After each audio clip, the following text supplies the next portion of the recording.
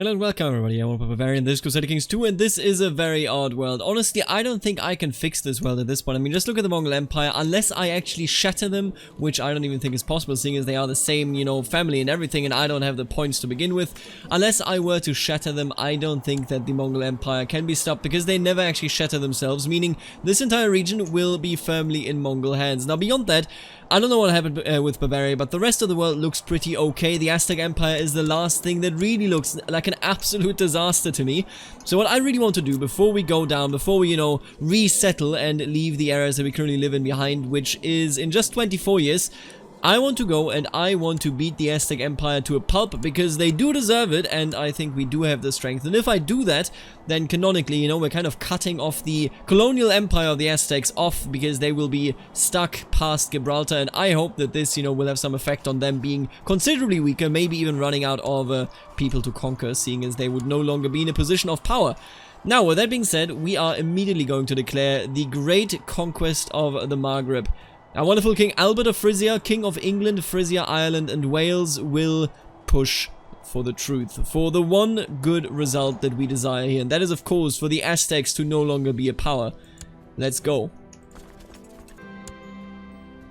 Now this was a very, very tough fight, and by that I mean it wasn't really tough for us, but look at all these fights that we had. Mind you, always victories, but look at all the losses that were inflicted by this single great conquest war. But at the end of the day, we stand tall, and the Aztec Empire is now cut off from, you know, the entirety of where their actual empire is. Meaning, hopefully, I mean, canonically, of course, this does nothing, but story-wise, I hope that, you know, this kind of cuts them off and forces rebellions to happen. At the very least, you will be able to see here that, you know, the Tlatoani Suni, the butcher himself, is very, very powerful in comparison to Tlatoani Kibak the Brave. Now, the thing about this is that I could theoretically, and I really do mean theoretically, that is important here to me, I could, you know, be it install someone that, hey, you know, why don't we just reform the Nahua, or rather the Aztec religion. I could do all of this stuff, you know.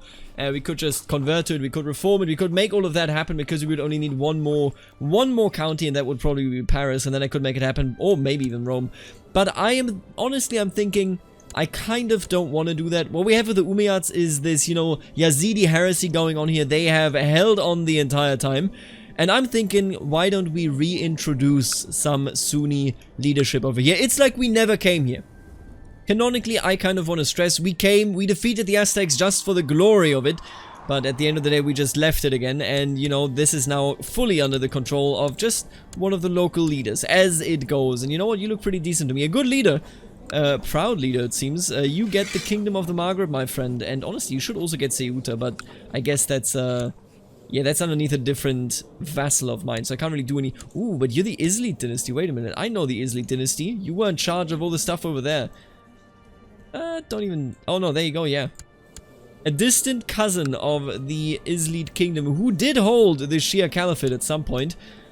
You know what, I think I'm gonna actually give that to you, sure. The Islids may rise yet again, and the Maghreb rises with them. And there you go, good for you, Sultan Garland of the Islid kingdom. You're free, much like all of the other Muslims in this region are free, except for Ceuta, I guess. Kind of forgot to leave that at home, eh? Okay, so I'm incredibly curious right now, because what is about to happen, or what looks like it is about to happen, doesn't really make any sense. Or, well, it won't make any sense in just, well, no time at all, really. There is a crusade for France called, and if you remember, we do hold some land inside of France, but that land within 2 years will fall into Frisia. So after this crusade is declared, the land won't actually be France anymore. What happens? I've never tested it. I would like to find out. Let's do it. Alright, and here we go. The crusade has started, but again, in about 6 months, this will no longer be part of France. So I'm quite uncertain on how this will go, whether the crusade will just end and, like, you know, end in literally nothing. But we'll see. We'll figure it out. I got my troops ready, and I'm ready to defend at the end of the day. I haven't hired anyone yet, but I'm sure we can make this happen. And you know what? I shall hire you, absolutely. And there you go. Flanders is now de jure part of Frisia. What happens? Yep. The crusade for France against King Albert of Frisia has come to an end as he has been overthrown. The Christian faithful will be disappointed. Yeah, I don't think overthrown is the right word here. We just made this not a part of France, and now the Christians were like, yeah, you know what, he's right. This is not a part of France. I'm going home. Well, that happened, apparently. Now, we've become King Godfrey II since our half-brother has sadly passed away. He did have cancer, so, you know, this was a bit of a clear one. We are a decent character, brilliant strategist, cavalry leader, child of a concubine, shrewd, scarred, fat, ambitious, paranoid, honest, arbitrary, and one-eyed. He has seen some history, and as a one-eyed person, of course, you know, he must go and he must become a pirate. So, we're going to go for Sardinia as soon as the clock has ticked down right here. We just need 9 more years. And then this will be part of Frisia, and I will get the achievement. I'm very happy about that, man. It has been quite some time, but until then, honestly, I won't really do much, I don't think. There's, you know, not much to be done, if you ask me. And in just a second here, we should get the Frisia achievement. January, this should occur. There you go, look at that. All of a sudden, the Duchy of Brabant is now also part of Frisia, and that should give me an achievement. The game decides to actually autosave here. There you go. Oh, okay. You were barely able to see it. The good old days. We've done it. Very, very nice. Look at that. So, we now actually have all of the achievements that we wanted from this run, except the last one, which is, of course, you know, Survivor. We need to go until 1453. We have achieved the one in Frisia, we have achieved the one in England, we have achieved, I think, something over here. I can't remember. We did one more achievement, if I'm not mistaken here. But what really matters to me is that I kind of want to put this playthrough to rest. And the reason being here is that, well, you know, every 6 months there's an autosave, and every 6 months the game almost crashes. It happens every damn time. So the way I see it, I kind of want to leave it behind because we are at a point where the game is just so unstable that I can't really run it well, meaning we're going to settle in my dreamland. Now, I saw all of the suggestions here for African paganism, but the way I see it, unless I stay there forever, which I never really intended, this religion will just collapse right ahead. So we're not going to do that. The other thing, of course, was Aztec paganism, but we're not going to reform that either, because Aztec paganism would also, you guessed it, collapse. I mean, the Aztec Empire has already collapsed. After I destroyed them over here in Morocco, they indeed collapsed, and now we have an Egyptian Sunni dynasty ruling over these lands. That is quite okay, I think, so we're going to leave it at that. But if you have been at this channel for quite some time, then you will know that on the 14th February of I believe 19, I started a playthrough of HIP where, you know, at the end of the day, we migrated over to Sardinia, and that was where we lived until the playthrough ended. And that is exactly where I'm going to put this to rest as well. It's just, you know, on a personal level, something that kind of finishes it, and we're going to settle over there. Then we're going to end this episode, of course. And I do have some things that I still want to do. I'm not quite sure that we are going to do them. And when I say that, what I mean is there is a potential invasion in here, but whether we're actually going to do this is something else. What I really care for is let's just make sure that all of this comes to an end, shall we? Okay, so now let's go over the map. I'm going to release every single title that is up here in the north because, of course, I don't really care for it. You get all of Frisia, of course, and all of these adjacent provinces, honestly, that are just disgusting to look at. You're not my family, but honestly, I don't really care about my family being that big up here, except maybe for you. My dear friend, I hereby grant you England. There you go. And then you, my small friend, I grant you Wales, I guess. And there you go. That puts me almost at complete independence. Let me just look at who are you? You know what? You are independence is what you are. And we're free of the curse of the north. We are now merely... Oh, nope. We are not actually free. We are not free at all. Shall be released. There you go. Beautiful. Now we are only Sardinia and Corsica. We leave behind, of course, a very, very strong Norse empire. We have England, of course, incredibly strong under the leadership of our own family. Then we have Ireland under the leadership of also our own family. And then Frisia under the leadership of a horse, which makes a lot of sense because that's just what the Dutch are. Beyond that, let's take a look at the map. Carpathia fell apart. I don't actually know why. They just fell apart one day. They're all Catholic. I can't explain what exactly happened there, but they all declared independence. At some point, Bavaria ruled over all of this and all of this, and now it's neither of those. I don't actually know what happened to the Kingdom of Bavaria. It makes no sense to me whatsoever, but here we are in 1303. Just 4 years ago it had no holder. Beyond that, we are in a very stable position when it comes to the world, except the Mongols. Honestly, the Mongols are the only thing that worries me. When I look at the current map, I'm saying, you know what, I think this is a proper conversion to EU4. if it weren't for the Mongols. I don't quite know what I can do about them yet. The Western Protectorate over here is a bit weird as well. There's a bit of a meme that the Western Protectorate actually controls the Umayyads, but the Umayyads as a whole are fairly moderate. Now, we could get rid of them as well with a Chinese invasion. I might actually do that. I like their internal vassal borders. That might be a good idea. But beyond that, I think we're looking at pretty decent borders. And we're looking at borders where we can just kind of hang out and, you know, have a good time. Because at the end of the day, that is exactly what we are going to be doing here, at least as far as I'm concerned. We conquered Sardinia and Corsica. We shall hold on to Sardinia and Corsica, and we shall strengthen Sardinia and Corsica. Oh, and I actually need more people here. And I decided I am indeed going to transform this into a bit of a family kingdom, you know, if I may. You are, of course, my heir, and I will vote for you. You are a pretty decent heir, but I'm going to put anybody in that, you know, has the right to rule, and you do have the right to rule. And you know what, quite frankly, you're going to have the right to rule over Corsica as a whole. That should be quite fine. My family will enjoy their time, I'm certain, and we're going to rule over these lands until the day we die. But yeah, I think this is exactly where I will leave it right here. Tomorrow's episode will probably be set in 1452. We're going to look at the map, we're going to look at the religions, at the cultures, at the ruling dynasties, and then we're going to finish this playthrough. I'm going to do that mostly because I'm looking at a situation where I think this would make for a pretty decent Pirate Republic in EU4. So, you know, from a gameplay point of view, that should be fun. But I don't know how the world is going to change in the next 150 years. I'm also just as curious as you are. Okay, so for the end of this episode, I kind of want to show you the map. I want to make you comfortable with this map so that in the next episode, when we will be at the end, and that is right, the next episode will be the last one of this playthrough, we will be in 1452, and I will of course give you, you know, a bit of a walkthrough of the map then as well, but I want to make you comfortable so that it doesn't look too confusing in 100 years. We are of course now in 1336, that is already a bit later than last time you saw me, and I want to walk you through what has happened since then and what is going on. As you can see, we are still the meager rulers in Sardinia and Corsica. We're doing fine for ourselves. Every now and again I go raiding, but most of the time I just hang out because I want this to become a Germanic pirate republic if possible. With that being said, let's just walk ourselves through this entire thing, starting in the north of Europe. Everything over here, and I do mean everything, including Frisia actually, is Germanic. We have Estonia now, which a while ago actually became Germanic. They conquered it. You can see it right over here. This was created in 1208 by Bucantas the Viking, who I assume actually conquered the region over here, and that is of course quite impressive. But it also means that with that, I mean, Romuvan kind of essentially died. Then we also had Slavic kind of essentially dying. We had the Church of Zun that was ever present in this region also kind of essentially die. All of those things are no longer really a factor. You can see everybody here is now Germanic or Catholic, either one of those, and the last remaining Romuva provinces have no chance of survival. I think those are going to go, but I like it. I like that we of course reformed two religions here. We reformed Slavic, we reformed Sumonesco, we did not reform Romuva, but that doesn't surprise anyone that was watching this show. By show I mean serious. And the way I see it, it is perfectly fine to me that the Church of Zun died, that Sumonesco, I mean, they're still around I suppose up here in the north, although they are mostly old Sumonesco it seems.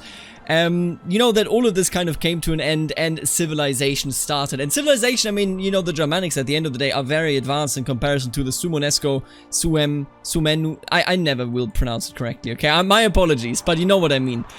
Looking at it, I'm okay with those religions that we, you know, reformed to die, because that is just how it goes. That's how CK2 goes. Sometimes you have a blip in history and then it will die immediately after. But you can see the incursions by the Germanics made until this point right here. Veps and Chernigof being the border regions. The Joms Vikings themselves now being active in this region as a vanguard, as a Norse vanguard instead of the vanguard that would have been the Teutonic Order.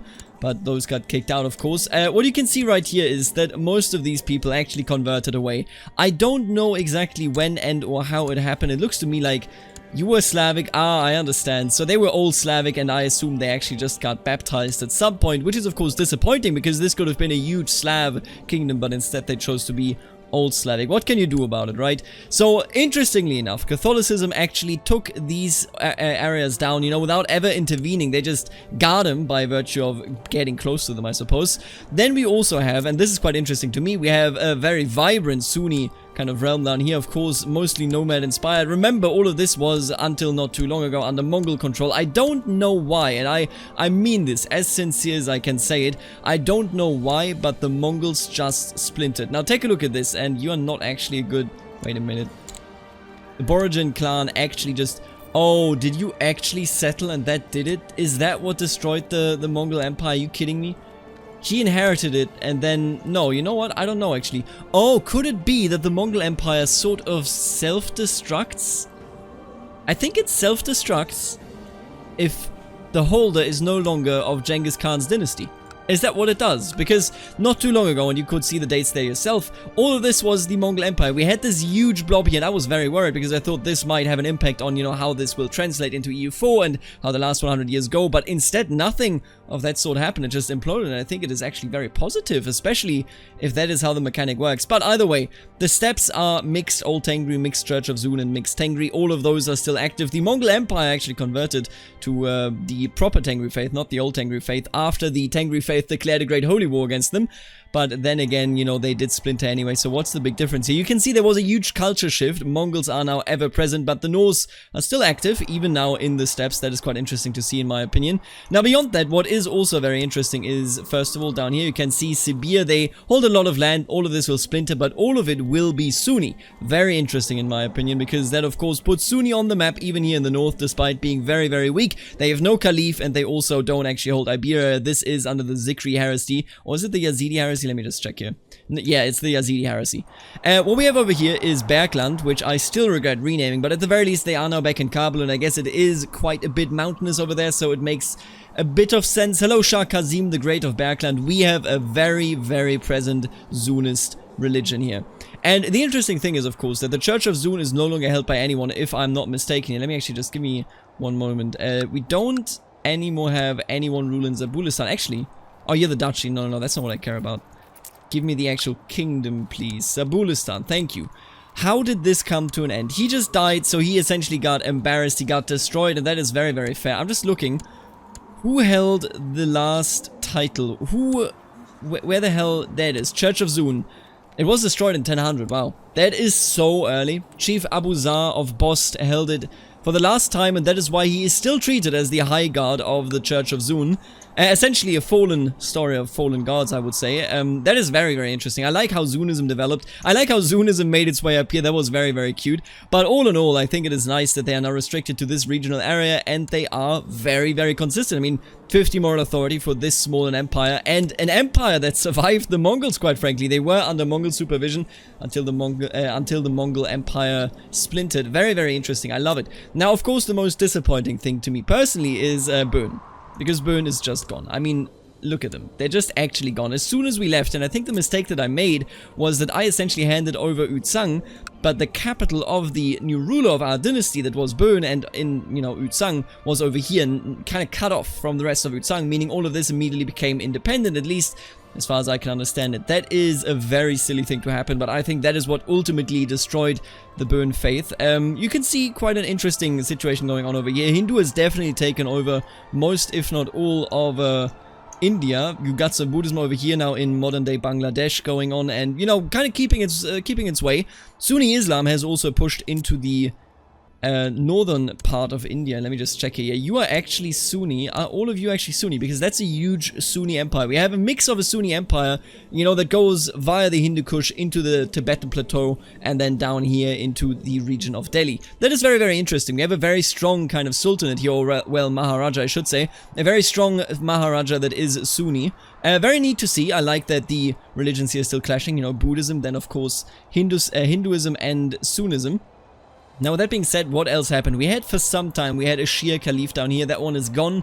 No longer is he anywhere. All of this at this point is Sunni. That is fair. Again, I know a lot of voices are essentially saying, hey, you should definitely do everything in your power to, you know, reform the African religion. I could have also, just for the record, of course, you saw it earlier, I could have reformed the Aztec faith, but I just think if I have to babysit a faith at this point in the game, it's just not worth it. So I decided against it, and as you can see, I mean, Islam and Sunni Islam at the very least is now established. Shia is practically not here at all, but the actual enemy to Shia Islam, I suppose, in this playthrough is, without a doubt, the Yazidi heresy that is still very, very present over here in Iberia. I like it.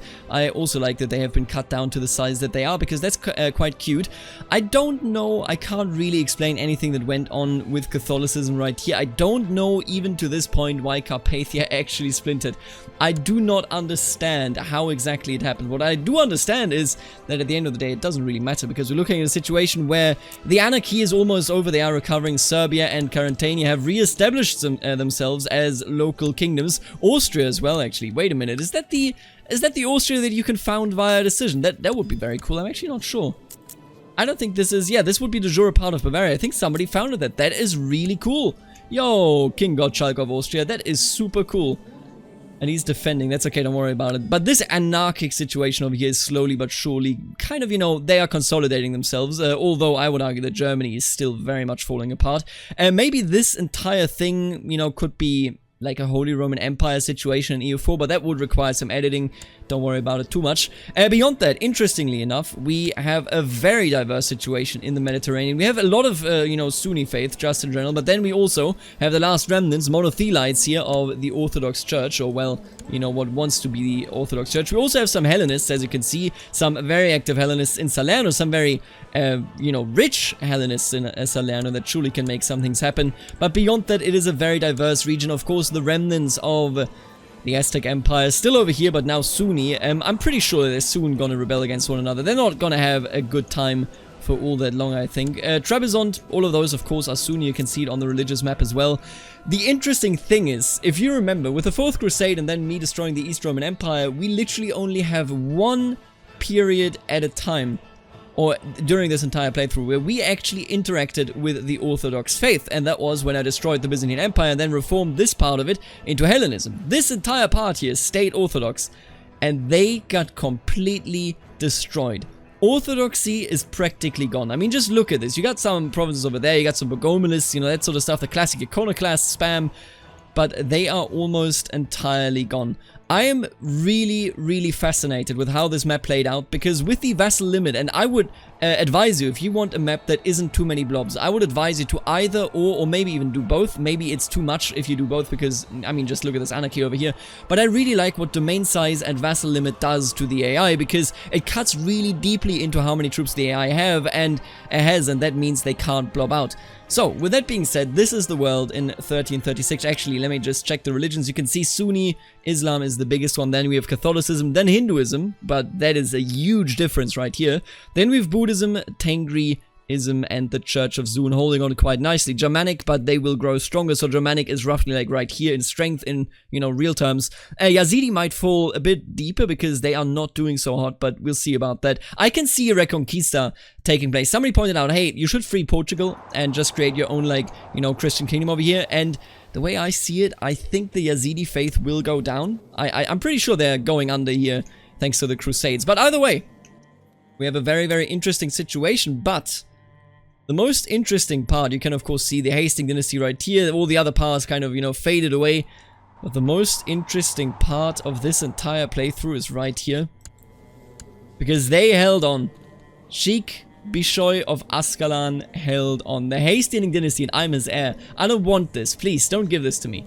But they held on the entire time. I mean, actually, they were kicked out once, leader of an uprising, but you can see that Bertil reconquered it, and Bertil, if I'm not mistaken, was like the brother of the former. Yeah, there you go. Bertil and Hakon. Hakon got kicked out, Bertil reconquered it, and then it used to be in Hastings hands continuously. I really love that. These people over here are tracing themselves to the ancient Hastings dynasty after all this time. It's amazing to me. Now, either way, I'm very excited to see the end result from this. I'm very excited to see the EU4 result from this, but either way, this is it for today. And with that, today's episode comes to an end. I hope that you enjoyed it. I want to thank the members of the channel that are making videos such as this one even possible, namely the Barons Aaron, Stefan, the Richest, T, Snywolf, Emma, Mello, Thomas, Lachlan, Mitchell, MFV, and Florian. Then of course also the Counts, Shifty, Wombat, and Kazan, and last but not least, the absolutely gorgeous Dukes, Suspicious Duck, Nathan, Knight of Squires, Kenneth, Lexo, Eric, and Aiden. Thank you all so much for supporting the channel directly. This of course is what keeps the channel going, and I will see you in the next and last episode. Until then, later, alligator.